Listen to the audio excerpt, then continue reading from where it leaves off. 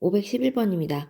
두 함수 x와 y에 대하여 다음 조건을 만족시키는 함수 fx의 개수를 구하시오라고 했습니다. 수업 시간에 함수 개수를 구하는 문제는 경우의 수로 접근하는 것이 올바르다라고 했었고요. 1번에 보면 x1과 x2가 다르면 fx1, fx2는 다르다라고 했습니다. 즉, 정의역의 원소가 다르면 그것에 관련된 함수값이 달라야 된다는 뜻입니다. 즉 1대1 함수다라고 하는 거죠. 그것의 대우인 fx1, fx2가 같으면 x1과 x2가 같다라는 것도 같이 유사품으로 기억하자라고 했고요.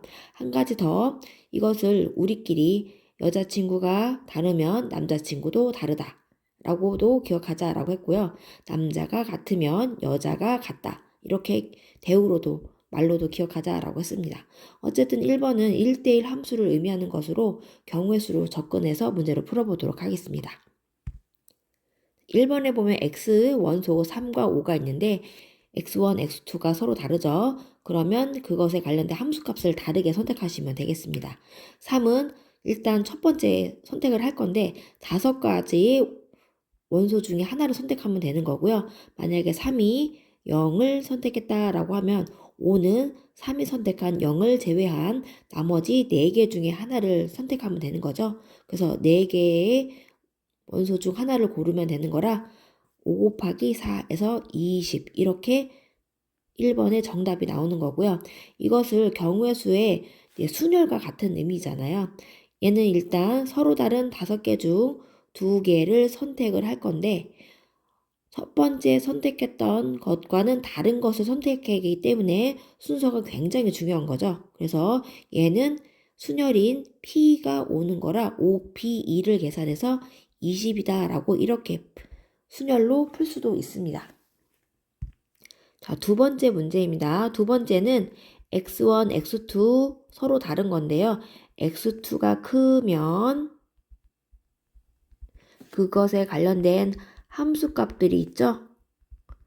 그 함수값들의 부등호로 봤더니 큰 것이 함수값이 작아지네요. 이렇게. 그것을 감소함수다라고 하는데 이런 경우를 만족하는 함수 fx의 개수를 구하여라 라고 하는 거죠. 자, 역시 x1, x2 서로 다른 3과 5가 있습니다. 여기에서 3이 작고 5는 큰 수가 되는 거예요. 그럼 그 중에서 내가 이제 함수값을 반대로 생각하면 되는 거겠죠.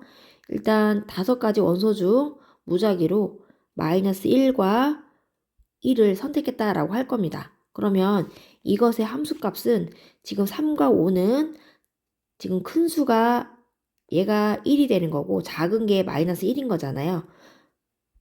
그러니까 3은 누구를 선택해야 돼요? 1을 선택하라는 얘기예요. 이렇게 1로 가야 되고 5는 마이너스 1로 이렇게 선택할 수밖에 없는 거죠.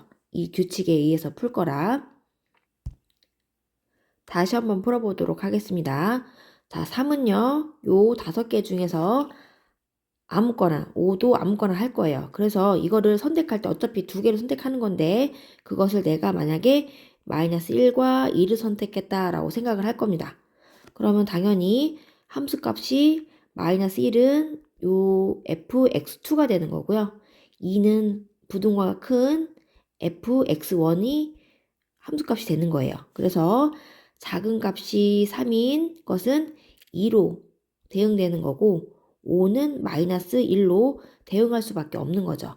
반대는 안 되는 거니까. 그럼 그 얘기는 뭐냐면 내가 서로 다른 5개 중 2개를 선택을 할 건데 순서 생각하지 않고 아무거나 2개를 뽑으면 알아서 이제 화살표가 간다라는 거예요.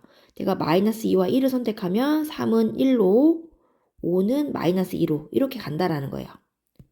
다시 한번 내가 마이너스 1과 0을 선택했어요. 그러면 3은 0으로 5는 마이너스 1로 갈 수밖에 없다. 이처럼 무조건 내가 서로 다른 5개 중에서 2개만 뽑으면 알아서 선택이 되는 거기 때문에 이것은 순서 생각하지 않는 C, 조합이 되는 겁니다. 그 OC를 계산하는 거는 5 곱하기 4, 그래서 2 나눠주면 10. 정답이 10이 되는 겁니다.